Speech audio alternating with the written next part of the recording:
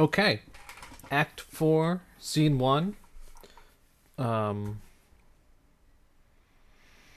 One of the things you'll notice from the play from now on, the acts are much shorter.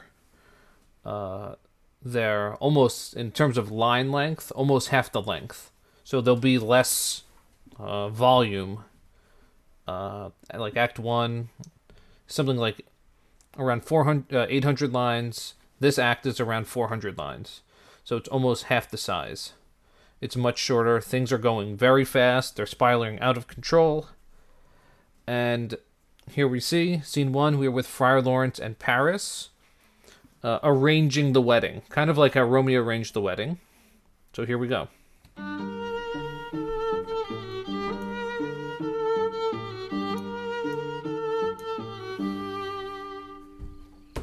On Thursday, sir. The time is very short. My father Capulet will have it so, and I am nothing slow to slack his haste. You say you do not know the lady's mind. Uneven is the course. I like it not. Okay, thank you, Friar Lawrence. So, on Thursday, sir, the time's very short. Well, Capulet wants it. And then he says, you say you do not know the lady's mind. You say you don't know how she feels. Uneven is the course. I like it not. This course is not even. It's not good course. That's a syntax. I like it not. I do not like it. Thank you, Friar Lawrence, for sticking up to the situation. And then Paris says, Immoderately she weeps for Tybalt's death, and therefore have I little talked of love, for Venus smiles not in a house of tears. Now, sir, her father counts it dangerous that she do give her sorrow so much sway, and in his wisdom hastes our marriage to stop the inundation of her tears, which too much minded by herself alone may be put from her by society. Now do you know the reason of this haste? okay. She weeps for Tybalt's death. She moderately weeps for his death. She uncontrollably is crying for Tybalt. And therefore have I little talked of love. Therefore I have talked little of love. Really? That's not the reason? The whole time before Tybalt died.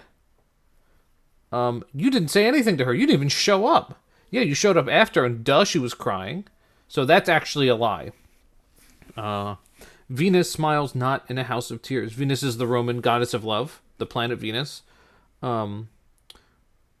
That's all figurative. It just means that, well, one cannot make love happen when people are sad. And her father actually thinks it's dangerous that she's so sad. That's why he hasted this marriage. So she doesn't just keep crying, and be put away from society, like hide to herself. Kind of like Romeo was in the beginning of the play. And then Friar Lawrence in an aside, so we can hear it, but Paris doesn't. Would I knew not why it should be slowed. Look, sir, here comes the lady, toward my cell. Happily, I wish I knew why it should be slowed. I wish I knew not why, meaning, I kind of wish I didn't marry them so I didn't have to slow this down. Really, Friar Lawrence? Really, Friar Lawrence? Okay, and Juliet enters. Now, what's going to happen with Juliet is a really awkward, cringy, and kind of disgusting conversation between her and Paris. And she's going to do that thing she did with her mother, where she will say something that has double meaning, where it will mean something to us and the friar, and mean something very different to Paris, who doesn't know that she's married to Romeo, of course. that's my lady, and my wife. That may be so, when I may be your wife. When I may be a wife, but I am a wife. So I am a lady. Get it? That may be, must be, love, on Thursday next. What must be, shall be. That's a certain text. Come you to make confession to this father? To answer that, I should confess to you. That's actually a clever line. Come you to make confession to this father, so a syntax. Do you come to make confession to him? You know, like confession shrift, we talked about that. It says, well, to tell you, if I told you that, I would be confessing to you. It's actually pretty clever. Do not deny to him that you love me. I will confess to you that I love him. So will ye, I am sure, that you love me. If I do so, it will be of more price being spoke behind your back than to your face. So, yeah, some cleverness. Don't deny to him that you love me. I will confess to you that I love him being Romeo, And you know what? If I do, I'll speak it behind your back than to your face. I'm not going to say it in front of you. Behind your back, that's still a cliche. Poor soul, thy face is much abused with tears. The tears have got small victory by that, for it was bad enough before their spite. That line, thy face is much abused with tears. That's of course an exaggeration, but that's a poor use of the word abused. Really? Abused with tears? Ugh. Thou wrongst it more than tears with that report. That is no slander, sir, which is a truth. And what I spake it to my face. Thy face is mine, and thou hast slandered it. It may be so, for it is not mine own. Are you at leisure, Holy Father, now, or shall I come to you at evening mass? Okay, so Paris has a really kind of gross, possessive line here. Thy face is mine, your face is mine, and thou hast slandered it. You've spoken against it. Meaning, hey, your beautiful face is mine, your crying is making you look ugly. Stop it. Wow, that's terrible. And then Juliet says, it may be so, it may be slander, for it is not mine own. It's not my own face. Meaning, it's Romeo's, it's not yours. If I belong to anyone, it's him, it's not you. Yeah, I don't like Paris. He's the jock in the teenage movie. You know, the rich kid, convertible, quarterback. He's not nice to girls, but gets all the girls. That's Paris. My leisure serves me, pensive daughter, now. My lord, we must entreat the time alone. God shield I should disturb devotion. Juliet, on Thursday early will I rouse ye. Till then, adieu, and keep this holy kiss.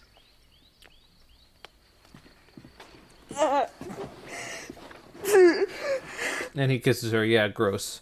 On Thursday early, I will rouse you. I'll rouse you on Thursday early. I'll wake you up early on Thursday so we can be married. Then he kisses her, which is yucky. Oh, shut the door, and when thou hast done so, come weep with me, past hope, past cure, past help. Oh, Juliet, I already know thy grief. It strains me past the compass of my wits. I hear thou must, and nothing may prorogue it, on Thursday next be married to this county.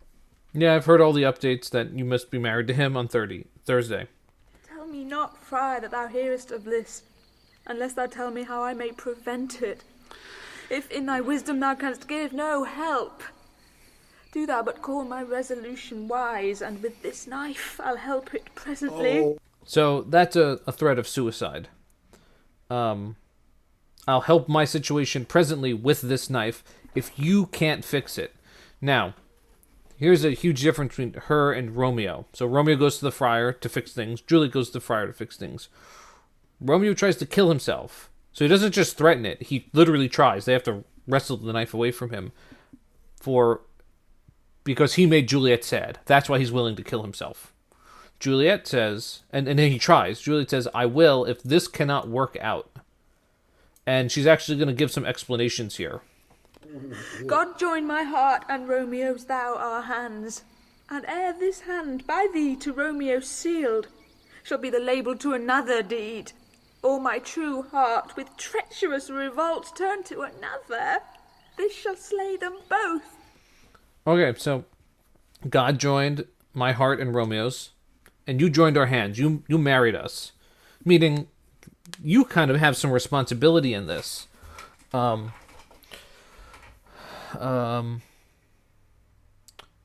my heart will not treacherously revolt against Romeo. I will not love another. I will not betray him. Therefore, out of thy long experienced time, give me some present counsel, or behold, twixt my extremes and me this bloody knife shall play the umpire, arbitrating that which the commission of thy years and art could to no issue of true honour bring. Be not so long to speak, I long to die. If what thou speak'st, speak not of remedy. Okay, so, give me present counsel, so make a plan, give me advice, or this knife will play the umpire, a judge, and this knife will kill me if you don't fix this. But her reason is not because I made Romeo angry or sad or I hurt Romeo. Her reason is, I will not betray my love to him. by quote-unquote loving another man or sleeping with another man or being married to another man. I will not do that to Romeo. So that's a little bit more noble of a reason, though she's still wrong in wanting to commit suicide, and we'll talk about that as the play progresses. And then Friar Lawrence says, now what he's about to say is the new plan. And depending on normally the director portrays this as he has like the light bulb goes off in his head. And remember earlier in the play, he was in his garden. When we first met him, he was in his garden, he picking herbs, talking about all these herbs that do different things. Some are good, some are bad, some have both in them. Meaning that he understands alchemy, or making medicines from plants. Oh, daughter, I do spy a kind of hope, which craves as desperate an execution as that is desperate which we would prevent. I do spy a kind of hope. I have an idea of a hopeful solution. Like I have an idea that's crazy enough that just might work. So it craves a desperate execution. It will be done desperately because the situation is desperate and we need to prevent that.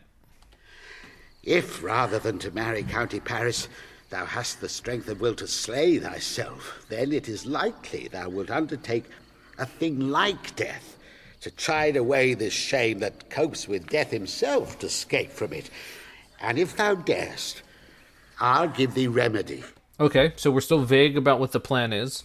If you're willing to, thou hast the strength of will to slay thyself. If you will kill yourself, then you will likely undertake a thing like death. So if you're willing to be dead, then you will also be willing to be something that's like being dead. That will fix this, which he hasn't mentioned what it is yet.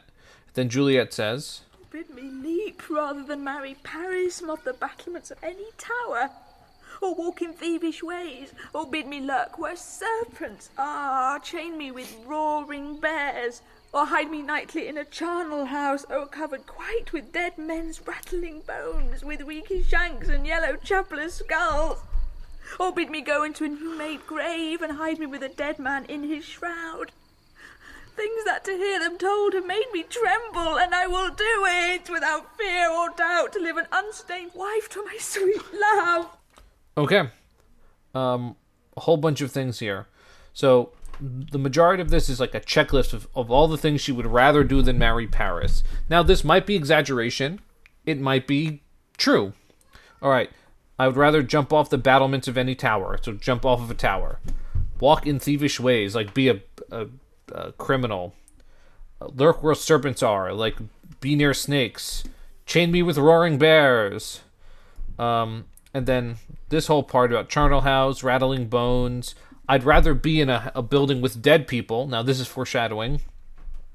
Things that to hear them told have made me tremble. And this is something I'm deeply afraid of, being around dead bodies. And I would rather do all of this than to live an unstained wife to my sweet love. I would rather do all of these things rather than stain the love I have for Romeo, either by sleeping with another man, marrying another man, or saying that she loves another man, or something like that. So that's actually very powerful. And then Friar Lawrence makes the plans. Oh, then. Go home. Be merry. Give consent to marry Paris. Wednesday is tomorrow. Tomorrow night, look that thou lie alone. Let not the nurse lie with thee in thy chamber. Okay, here's a new checklist of events. We're not all the way there yet. Hold then. Go to your house, be happy, be merry, give consent, give permission to marry Paris. So I agree to marry Paris. Wednesday is tomorrow. Tomorrow night, look that thou lie alone. Look that you go to sleep in your bedroom alone. Sometimes the nurse or women would sleep together for warmth and protection and comfort. Let not the nurse lie with thee in thy chamber. Don't let the nurse sleep in the bedroom with you. Okay, let's move on with the plan. Take thou this vial, being then in bed, and this distilling liquor drink thou off, when presently through all thy veins shall run a cold and drowsy humour. For no pulse shall keep his native progress, but surcease. No warmth, no breath shall testify thou liv'st. The roses in thy lips and cheeks shall fade to wanny ashes. Thy eyes' windows fall like death when he shuts up the day of life. Okay. So take thou this vial. Take this little vial, this little glass, kind of like a potion in a fantasy video game. Being then in bed, and this distilling liquor, drink thou off. Drink this when you're in bed, when you're alone, and then he lists all the things that will happen to her body. It's a cold and drowsy humor. You will have no breath, no warmth. The roses in thy lips and cheeks, so the redness in your lips and cheeks will fade. You will be pale. So he's giving her a sleeping potion that will make her seem like she's dead. Now, this doesn't exist. This doesn't exist in the real world. Either something puts you to sleep and they can tell that you're asleep, or you're dead and they can tell that you're dead. Each part, deprived of supple government, shall stiff and stark and cold appear like death, and in this borrowed likeness of shrunk death thou shalt continue 42 hours. So how long will this be? That you'll be in this death-like state where you'll be stiff and pale and cold in 42 hours. 42 hours. So almost 2 days. Then awake as from a pleasant sleep. Then you'll wake like from a really good long sleep. Now when the bridegroom in the morning comes to rouse thee from thy bed, there art thou dead. So when Paris comes to wake you up, there art thou dead. You will be dead in bed, or appearing dead in bed. Then, as the manner of our country is, in thy best robes, uncovered on the bier, thou shalt be borne to that same ancient vault where all the kindred of the Capulets lie. All right, and then it's the tradition. We don't embalm people. We don't like cut them open and put chemicals in them and take out their organs. We put them dressed in their best clothes, and we bring them to ancient vault where the kindred of the Capulets lie. So the Capulets, since they're a rich family, they have their own mausoleum or kind of crypt where only the Capulets are buried. So they'll be able to put you there, in your nice clothing. In the meantime, against thou shalt awake, shall Romeo by my letters know our drift, and hither shall he come, and he and I will watch thy waking, and that... So then while this is all happening, I'll get in contact with Romeo. Hither shall he come, here he shall come, he'll come here, and we will watch thy waking. We will be there when you wake up. Very night shall Romeo bear thee hence to Mantua. And when you wake up, he's going to steal you and take you to Mantua.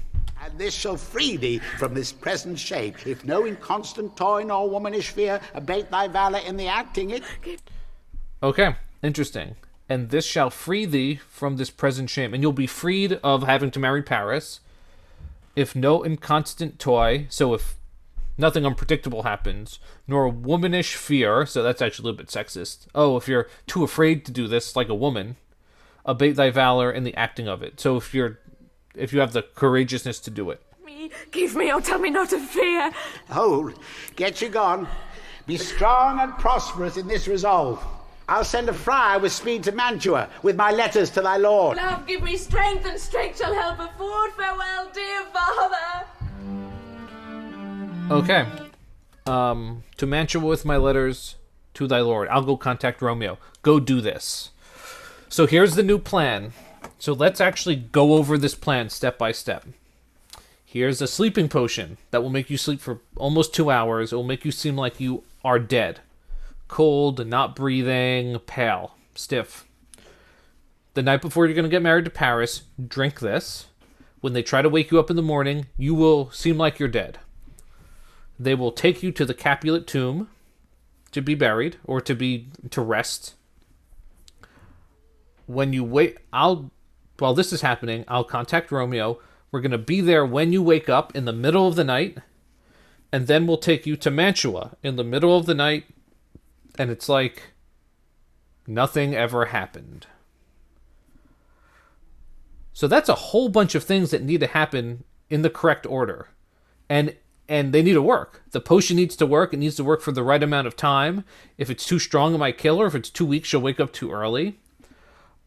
He needs to get in contact with Romeo. This is before phone calls and text messages, through a messenger. Romeo needs to get back there at the right time. There can't be any delaying in Verona. Like, what if they do an extra long funeral for her? This is, when I grew up, there was a commercial for a board game called Mousetrap. Mousetrap was one of the game. It was a game that you built, and it had all these little parts that had to trigger just right to make the outcome happen. So you've probably seen this on YouTube with like someone making one of those crazy things with dominoes, where there's like dominoes that fall and they hit this thing, which flicks a ball, and the ball bops this thing, which smacks this thing and knocks this thing, and it rolls into this thing, and it all does something at the end. And if any one of those things had been messed up, the ending wouldn't have happened. This is what Fire Lawrence is proposing. This extremely complicated, detail, everything needs to happen in the right order at the right time thing to make this work. And still, what's the solution? Your whole family is going to think that you're dead, and I'll steal you in the middle of the night, and Romeo will take you away, and you can live happily ever after with Romeo. Now, also, what does this solution accomplish? The friar doesn't get in trouble. You know what would get him in trouble? If you said, by the way, I married Romeo and Juliet in secret. It's fully consummated. They did the bedroom stuff and they did the church stuff. You can't do anything about it now. He would get in trouble for that. But this way keeps him out of trouble. So this is that ineffective authority figures. Friar Lawrence is making a ridiculous plan to keep himself out of trouble and make Juliet's whole family think she's dead, which is terrible. Okay, on to the next scene.